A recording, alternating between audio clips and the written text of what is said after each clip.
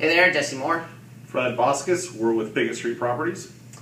And we want to give you guys some updates on probably what I would consider more like national changes to short sale land. And so the next one we're going to talk about today is the streamlined short sale process. So this had been previously announced by Fannie Mae and Freddie Mac, and we're discussing it today because it has gone into effect that they have streamlined their short sale process. For borrowers who are current on your mortgage, this does provide more of an opportunity to have a short sale if you are facing a hardship. And if you're behind, it will actually make the process smoother with less paperwork required. Well, and doesn't this, even if you're not behind, it allows you to be considered for a short sale? Right. So that's the main thing. These new streamlined short sale guidelines, I would say previously, you almost unilaterally we could say that most homeowners have to miss one payment. Right. And we're not the ones telling you that. This is what we're hearing from the lien holder and from the investor or from the mortgage insurance company, that the borrower has to be 31 days late in order to be considered for a short sale. We've got a client that has to be 90 days late. Exactly. So everyone has different guidelines.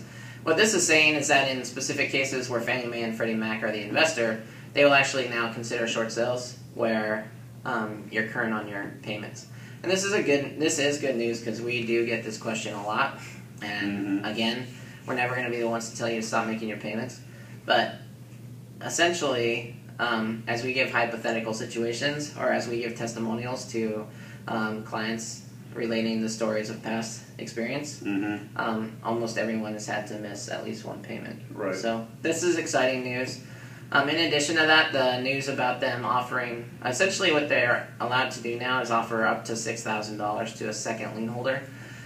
And this can be great news for the short sale process. We have, dealing with second lien holders can be challenging. And so normally, up until now, the Fannie Mae and Freddie Mac would pay roughly 6% of the balance of the second lien. So if let's say that's $30,000. They get $1,800. Yes. I don't know. It's really my math's not. No, it's $1,800. They would get $1,800 on a $30,000 note. So that's not a lot of incentive for a second lien holder to play ball. Whereas if it's $6,000 on a $30,000 note, that's significantly more. Definitely. And so by offering $6,000 to a second lien holder, especially in cases of a home equity line of credit, or at least a smaller second, it should push short sales through more quickly. Definitely. And we will be able to give you an update on how this process is working fairly quickly. Actually talked to a bank yesterday regarding a listing we're going to be taking, and it is a Fannie Mae, and so it is going to be going through this process.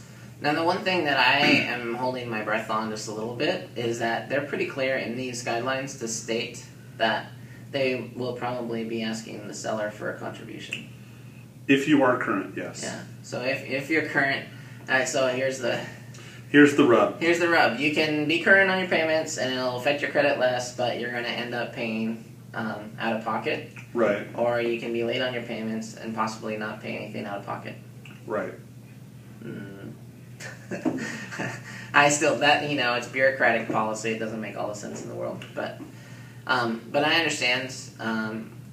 I don't want to get a bunch of flame comments about how these homeowners were stupid and made a mistake. And the reality is no one planned for this to happen. That's a different video for a different time. Anyway, our news today is that Fannie Mae and Freddie Mac have rolled out their streamlined short sale process, which will include additional funds for the second lien holder and will allow you to be considered for a short sale even if you're current on your loan. Thanks, guys. Thanks.